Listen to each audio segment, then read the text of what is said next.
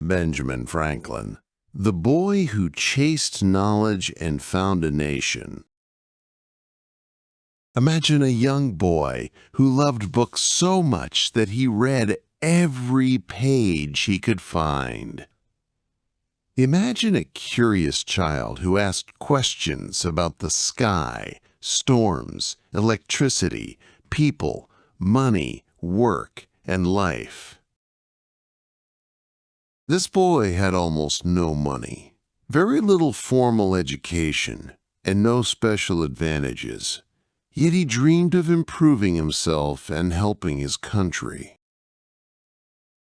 That boy later became a scientist, an inventor, a writer, a diplomat, and one of the most influential thinkers in American history. His name was Benjamin Franklin. This is the story of how curiosity, discipline, and courage shaped a life that helped shape a nation. Prologue: a storm, a key, and a question. The year is 1752. A dark storm hangs over Philadelphia. Thunder shakes the sky. Rain beats down on rooftops. In an open field, a middle-aged man stands holding a simple kite made from paper and sticks. At the end of the kite string hangs a metal key. Many people would call this foolish. Some might call it dangerous. But Benjamin Franklin is calm. He studies the storm as if it is a familiar friend. He feels that nature is trying to tell him something. He watches the string carefully. Soon he notices thin threads of fiber rising toward the sky. The air is charged. He brings his hand close to the key. A small spark jumps from the metal to his finger. It is electricity. The spark confirms his idea. Lightning is not a magical force. It is the same electricity that humans can create in laboratories.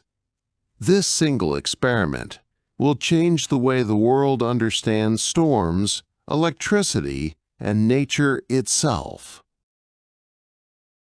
But Franklin's journey to this moment began long before he held a kite in a storm. It began in a small house in Boston with a boy who loved to read. Part 1. A Boy with a Hunger for Books. Benjamin Franklin was born in 1706 in Boston, the 15th of 17 children. His father, Josiah Franklin, was a hardworking candle and soap maker. The family lived simply and worked long hours. There was little money and little free time, but the house was full of energy and activity. Benjamin was not strong or tall, but he had a sharp mind and a bright curiosity. From an early age, he loved reading. He read anything he could find: religious books, adventure stories, moral lessons, travel tales, and scientific texts. Books became his teachers and his escape. He often borrowed books from friends or read by candlelight late into the night. Ben's formal education ended when he was 10 years old. His family needed him to work, so he helped his father make candles and cut wicks. The work was honest but dull, and Ben disliked it. He wanted to learn, explore, and see the world beyond the workshop. At age 12, Benjamin was apprenticed to his older brother James, who owned a printing shop. The shop smelled of ink and paper.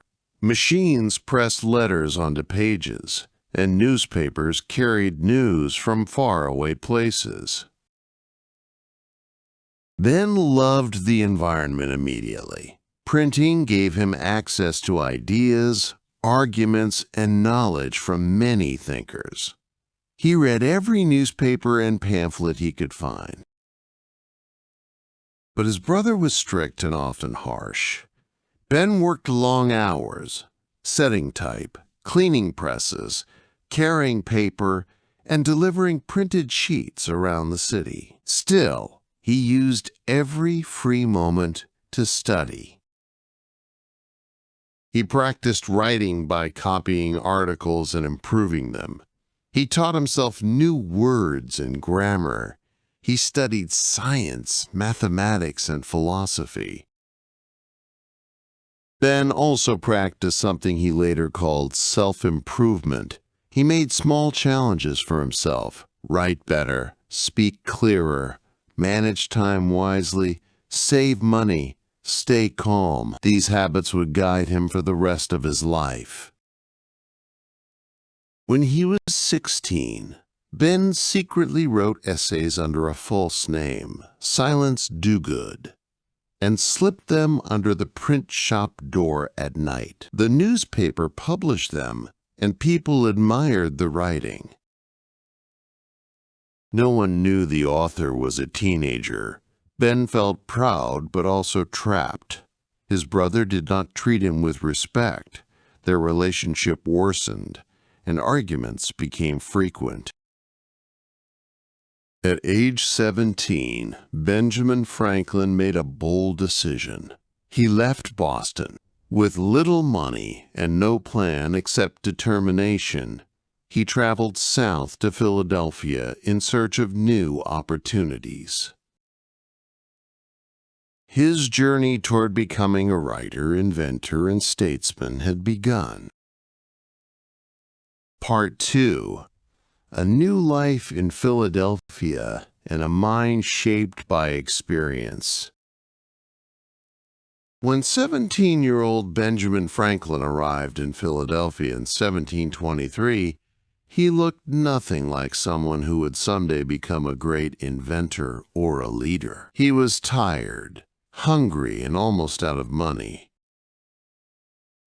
His clothes were old and wrinkled from days of travel. He carried only a small bundle of belongings and 3 large rolls of bread he had just bought with the little money he had left. As he walked along Market Street, people stared at him. He must have looked like a lost traveler rather than a young man beginning a new life. But Benjamin did not feel ashamed. He felt a quiet determination. He believed that with hard work and steady habits, he could build the life he wanted. Philadelphia was very different from Boston. It was growing quickly, full of merchants, printers, sailors, and families from many countries. The city had energy, opportunities, and a spirit of independence. Benjamin liked it immediately. Soon he found work in a local printing shop owned by Samuel Keimer. Keimer noticed Ben's skill in setting type and running the printing press. Ben was young, but he already worked with the discipline of a much older man. He woke early, practiced writing, and always tried to learn from everyone around him. Keimer's shop, however, was disorganized and often in financial trouble. This environment was stressful, but it taught Ben important lessons about business. He studied how other printing shops operated, how they earned money, and how they handled customers. He began to imagine owning a shop himself one day. Franklin was also eager to improve his mind. He continued reading every chance he got. He bought books with the little money he earned or borrowed them when he could. One of his greatest discoveries during this time was the work of famous writers such as Addison, Steele, and Defoe. Their clear and direct writing style influenced him deeply.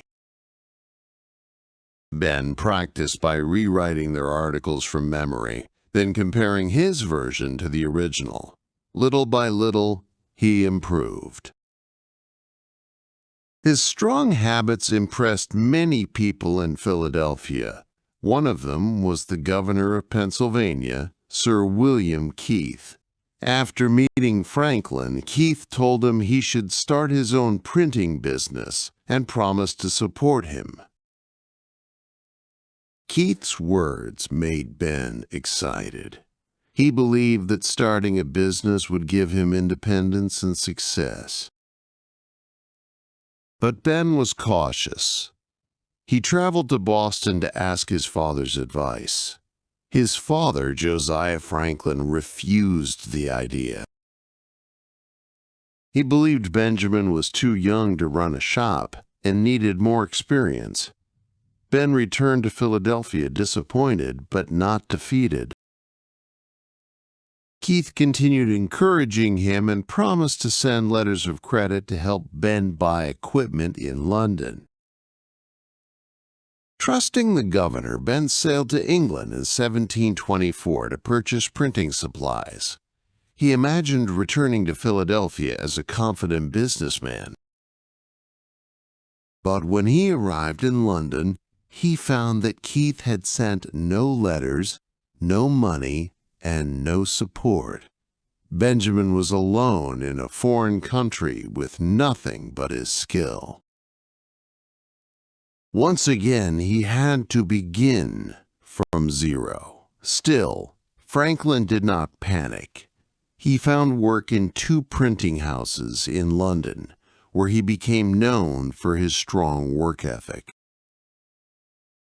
He worked long days setting type, carrying heavy paper, and running large presses.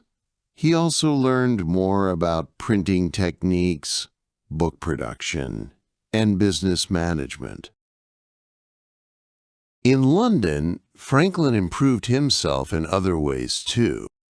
He practiced debating with friends, studied foreign languages, and experimented with vegetarian diets to save money and stay healthy. He wrote short essays, read philosophy, and observed the behavior of people in the city. Everything became a lesson. Everything became knowledge he could use later. After nearly 2 years in London, Franklin finally earned enough money to return to Philadelphia. He was older, wiser, and more confident. He knew the printing trade well. He understood business better, and he had learned to rely on his own effort, not on promises from others. When he stepped back onto Philadelphia's streets, he was ready to build a new life, not as a lost traveler, but as a young man with purpose. His true journey was just beginning. Part 3. The Rise of a Printer, a Thinker, and a Community Builder. When Benjamin Franklin returned to Philadelphia in 1726, he was no longer the uncertain young man who had walked through the city with bread under his arms. London had strengthened him. It had sharpened his skills, broadened his mind, and taught him to depend on hard work rather than luck. Now, at 20 years old, Franklin was ready to build something meaningful. His first job was working again for Samuel Keimer, the troubled printer he had worked for earlier. Keimer still ran his business poorly, and Franklin could see that it would not last long. But Ben needed the income, so he accepted the job while quietly planning something greater. At the same time, Franklin formed a small group of friends who shared his love for learning. They called themselves the Junto. The Junto met once a week to discuss ideas, books, inventions, and ways to improve their community. Each member brought questions to inspire discussion. They debated topics such as education, government, morals, and science. These meetings helped Franklin practice clear thinking, public speaking, and leadership. But the junto was more than a discussion circle. Franklin believed that knowledge should be used to improve society. With the help of the junto, he began working on projects that would benefit the people of Philadelphia.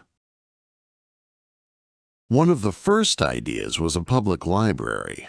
Books were expensive, and many people could not afford them. Franklin suggested that members pool their money to buy books that everyone could share.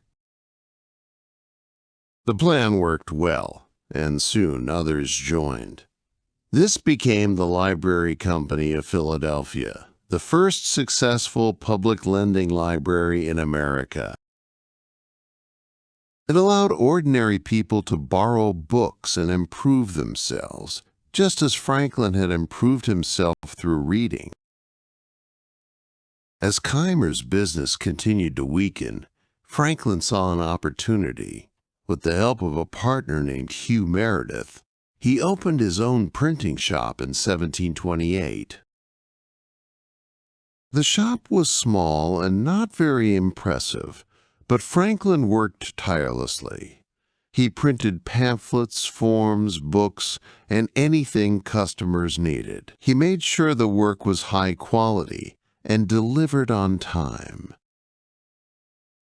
Slowly, his reputation grew. He also began writing pieces for newspapers. His writing was witty, clear, and often humorous. He enjoyed using simple words to express wise ideas. Over time, Franklin became well known in Philadelphia as both a skilled printer and a clever writer. In 1730, Franklin became the sole owner of the printing shop. He married Deborah Reed, a woman he had known for years, and together they began building a home and family. Franklin expanded his business by publishing the Pennsylvania Gazette, which soon became one of the best newspapers in the colonies. He filled the paper with news, essays, and advertisements, and he often wrote under false names to make the paper lively and entertaining.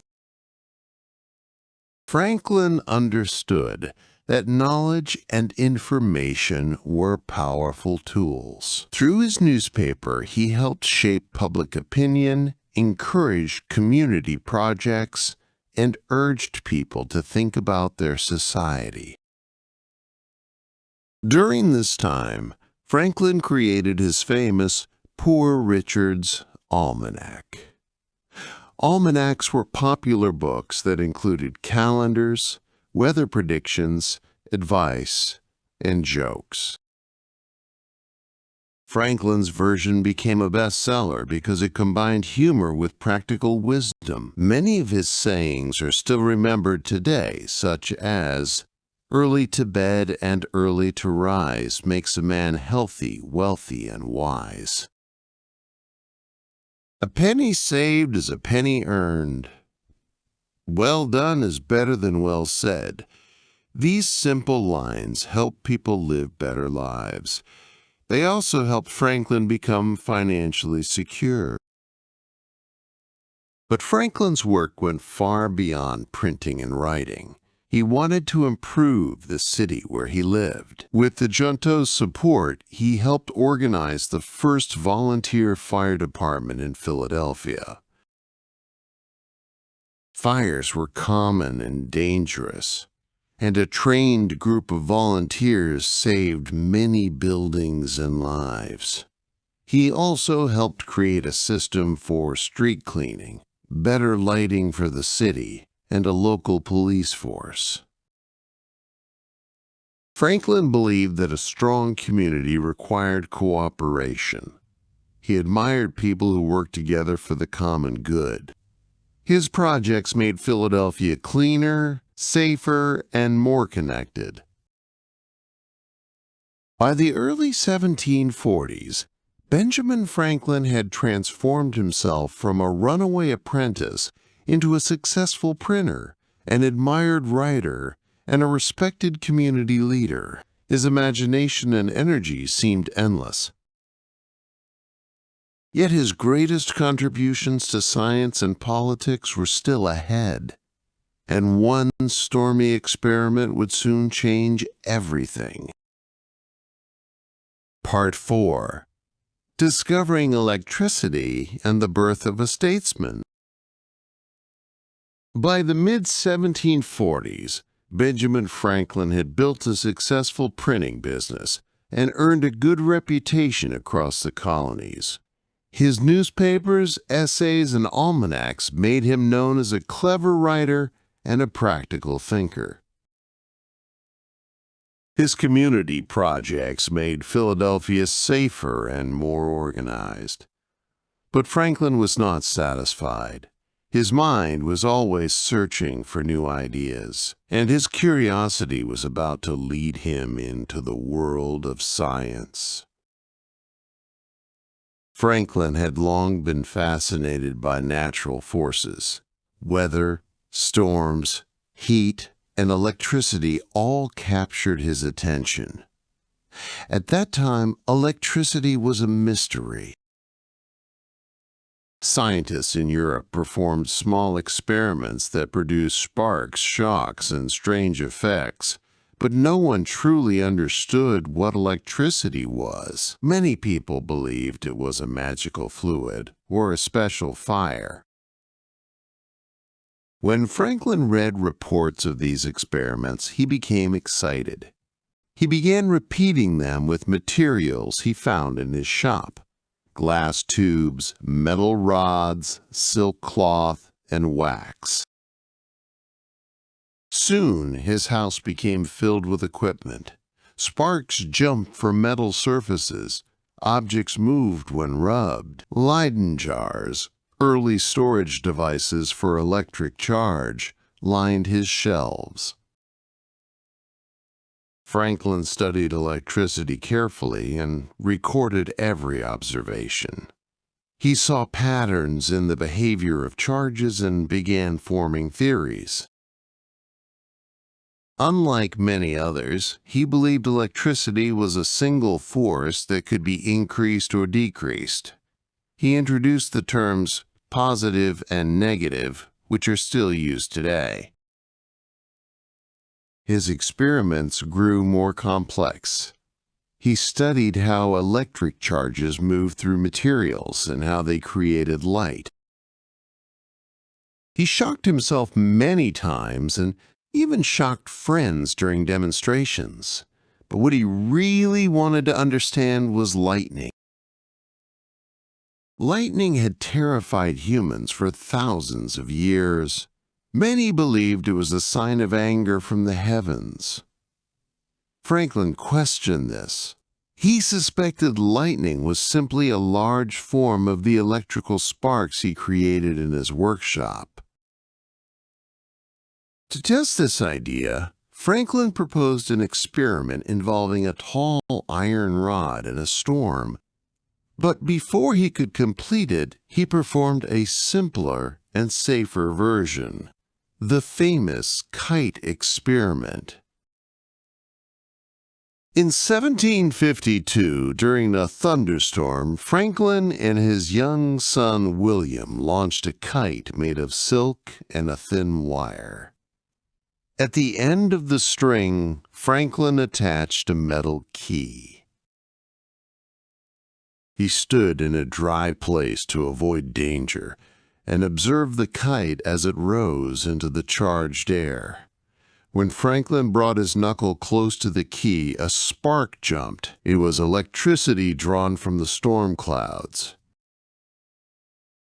The experiment proved his theory. Lightning and electricity were the same. This discovery changed the understanding of nature and made Franklin famous around the world. Franklin quickly used this knowledge to solve real problems. He designed the lightning rod, a metal device placed on rooftops to protect buildings from lightning strikes. The rod safely guided electric charge into the ground. It saved homes, barns, and ships. People across Europe and America adopted the invention, calling it one of the greatest protections of the age. Franklin's scientific reputation grew. He was invited to join the Royal Society in London. Scholars wrote to him with ideas and questions. His books on electricity were translated into several languages. Yet Franklin remained humble. He believed science should serve the public, not personal fame. As Franklin's scientific achievements grew, so did his involvement in politics. The colonies were facing many challenges, including disagreements about taxes, trade, and relations with England. Franklin felt a responsibility to help. He wrote essays encouraging unity, fairness, and cooperation among the colonies. In 1754, he proposed the Albany Plan of Union, one of the earliest ideas for a unified American government. Although the plan was not accepted, it showed Franklin's ability to think beyond local concerns. He believed that strength came from working together, a theme that followed him throughout his political life. Franklin also served as a representative for Pennsylvania in London for many years. He traveled across the Atlantic to negotiate disputes and strengthen relations between the colonies and Britain. While in London, he studied new inventions, met with leading thinkers, and continued writing. But as time passed, Franklin grew troubled by British policies toward the colonies. He saw unfair taxes, lack of representation, and growing conflict. His feelings slowly shifted. The man who once worked to keep peace between Britain and America began to understand that the colonies needed independence. The printer, scientist, and inventor was about to become a revolutionary leader. Part 5. The Revolution, the Final Years, and the Making of a Legacy.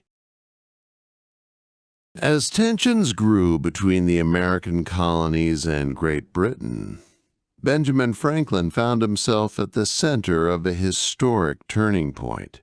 For many years, Franklin had worked to maintain peace between the two sides.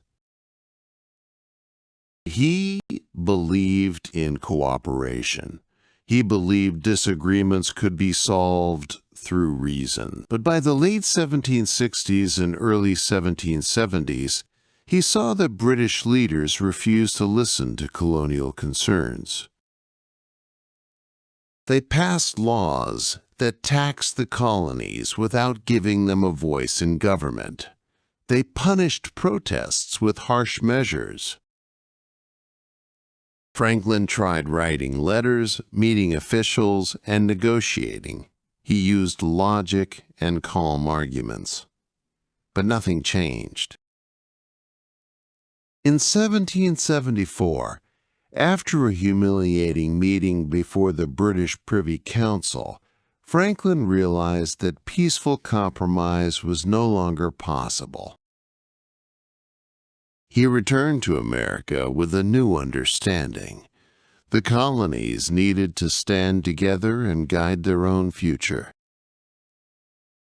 When Franklin stepped ashore in Philadelphia, he was no longer only a printer, writer, inventor, or scientist. He was now a respected elder whose experience and wisdom the colonies desperately needed. Soon after, the American Revolution began. Franklin joined the Continental Congress, where representatives from all 13 colonies met to plan resistance. He worked on committees, offered advice, and helped draft important documents. When Thomas Jefferson wrote the Declaration of Independence, Franklin was one of the editors who shaped its final form. His famous suggestion to stand united echoed across the room. The colonies declared independence on July 4, 1776. But the new nation needed international support to survive. The British Army was powerful, and the colonies lacked money, weapons, and trained soldiers. Congress sent Franklin to France to seek help. He was 70 years old, but he accepted the mission without hesitation. Franklin arrived in Paris in 1776 and quickly became one of the most admired figures in Europe. His simple clothing, thoughtful manner, and gentle humor impressed the French public. They saw him as the image of honest, natural wisdom. Painters created his portrait. Writers celebrated him. People gathered to hear him speak. But Franklin focused on his work. He negotiated tirelessly with French leaders, explaining why America deserved support. He used charm, diplomacy, and intelligence. His efforts succeeded. France agreed to help the American cause with troops, ships, and money. This alliance became one of the most important turning points in the Revolution. The war lasted several years, but with French support, the American forces eventually won key victories. In 1783, Franklin helped negotiate the Treaty of Paris, which officially ended the war and recognized the United States as an independent nation.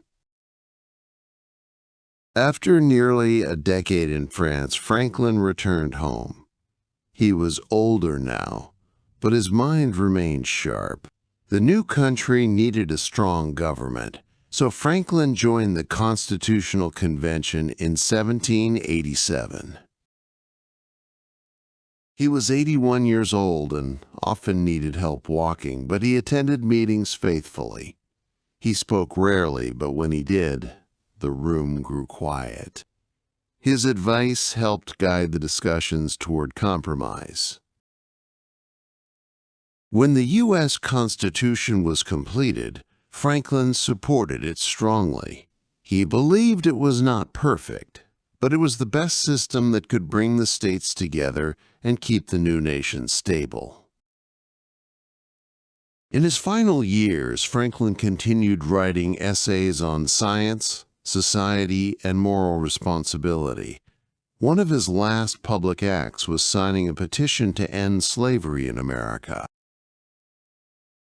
He believed freedom should belong to all human beings, not just some. Although slavery did not end in his lifetime, his petition became an important step in a long fight for justice. Benjamin Franklin died in 1790 at the age of 84. His funeral was attended by over 20,000 people, one of the largest gatherings ever seen in America at that time. People came to honor the man who had shaped the nation with his ideas, inventions, leadership, and character.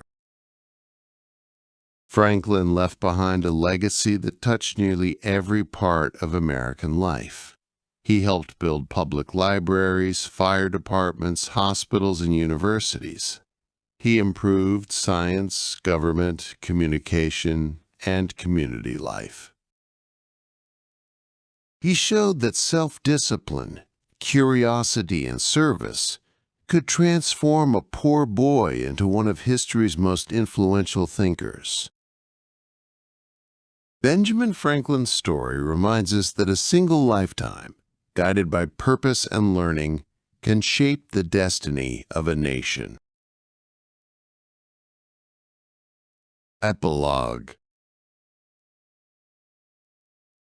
Benjamin Franklin's life was a journey of constant growth.